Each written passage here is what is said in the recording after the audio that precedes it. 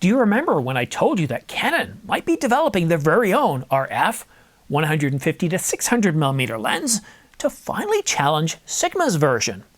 Well, a source just stepped forward to say, it's real and it's coming soon.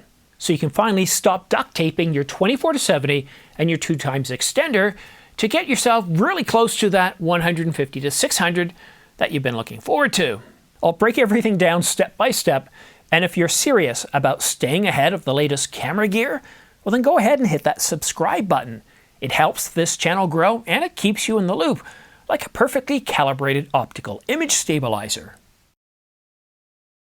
2 weeks ago, I showed you key lens embodiments for the Canon patent application JP 2024-101-302. This patent application was filed on January the 17th, 2023, and published on my birthday in July 2025. And if you're wondering what a lens embodiment is, don't worry, it's not anything from the Marvel Universe. A lens embodiment refers to a specific design or configuration of a lens that's described in a patent.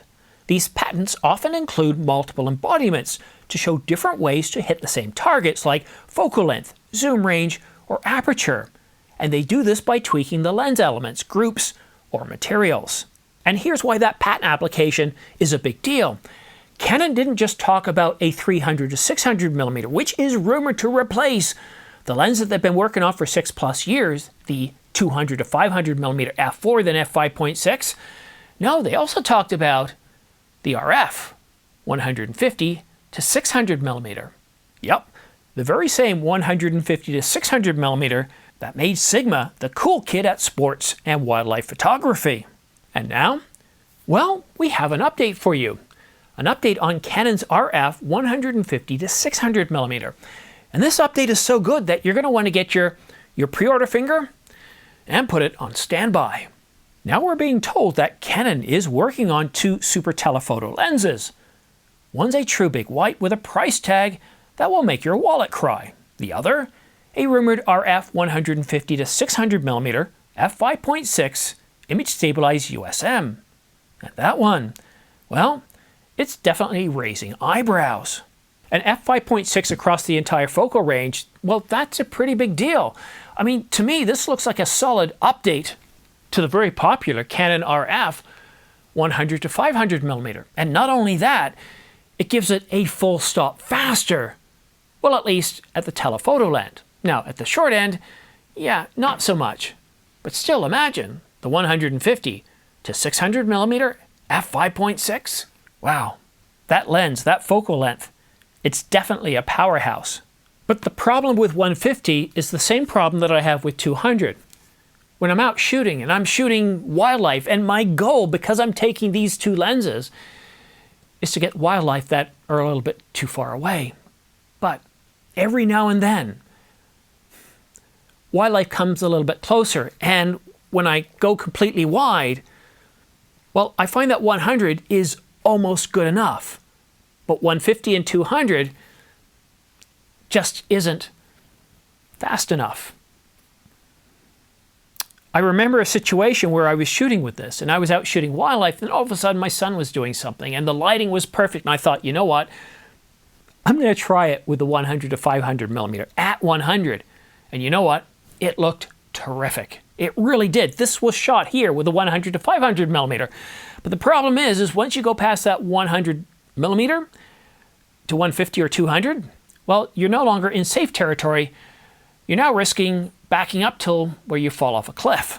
Still, it's nice to see Canon finally catching up to 2014, back when Sigma released the 150 to 600mm Sport. But here's the question.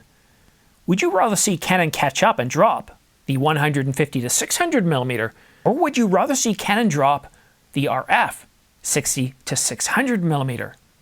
A super telephoto, yes, doing the job very well with good optics, but being wide when you need it without having to change a lens in a very dusty environment. Look, I get it. In a way, we're never truly satisfied. We've been wanting the 150 to 600mm for many years. We've been wanting full-frame third-party lenses on the Canon R system, and really it hasn't happened yet. to finally get a 150 to 600 millimeter with good optics should get us excited. And it does. But as somebody who shoots wildlife in the wild and not at a zoo, well, there are those moments when you want to go completely fast to get the shot properly. And 200 and 150 just isn't fast enough. And that's where I think a 60 to 600 millimeter would be absolutely incredible. Sure, the 150 to 600 millimeter, depending on where it's priced at, would be a very popular wildlife lens, an excellent lens. But what I've seen with Canon over the past few years since they came out with the R system is when they think of a lens, they don't just think, yeah, let's take the internals of this Canon RF or EF 100 millimeter f2.8. I'm losing my words here. I'm sorry. My apologies. Let's try that again. This 100. I'm going to leave this in. This 100 millimeter f2.8 macro lens is a really incredible lens. But what Canon didn't do is just take the innards out of an EF, slap a new body on it, and say, here you go, a couple of $100 more. Thank you very much. No, they rethought it out. They rethought the magnification, and they gave us this, what are they? I don't even use it. I have to put my SA control. And I really like that about Canon. They also changed the weight. They also changed the length. They changed the optics. They reduced the size and weight without also degrading the optics. And that's what I really love Canon for. And I know they can take a 150 to 600 millimeter and do things that Sigma hasn't done. But what would make this lens truly remarkable is to do something like, well, 60 to 600 millimeter, or 50 to 550 millimeters, or 50 to 500 millimeters. And to do it with a very fast aperture, a constant aperture throughout the entire focal range. Wow. That would be exciting. That would be really exciting. That would get, I'm already partly excited. In fact, if Canon did something like that, forget the 24 to 70 that's on my roadmap, along with the 35 millimeter f1.4 VCM. Any sort of 50 to 70 to 600 to 500 millimeters, with like an f5.6 throughout the entire focal range. Okay, now my friend Joshua Halku, a professional wildlife photographer that's on the cover of magazines more times than I can count, no, he'd probably want to see a refresh of the 400 millimeter f2.8 or the 600 millimeter f4. But for those of you, like me, that can't afford to drop $10,000 on every new lens or camera body, I'm super excited by this. This is a lens that, you'll notice I have the smart pre-order links already down here for this lens, because I think that whatever Canon does with it, Canon, we can all agree that sometimes prices are a little higher than we'd like them to be. They didn't do that with a 200 to 800 millimeter, but most cases we expect the prices to be higher than they are.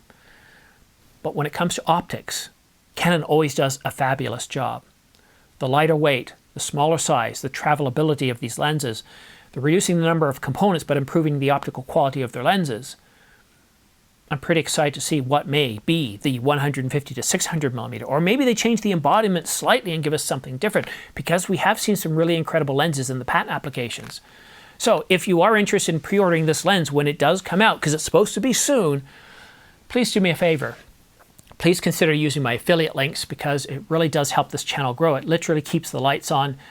I get 2 to 5% back from anything you purchase. Once you click on the link, if you buy something else, I still get credit for that. This channel is viewer supported, so thank you from the bottom of my heart. It's very much appreciated. Have yourself a great day, a great week, and we'll see you again soon.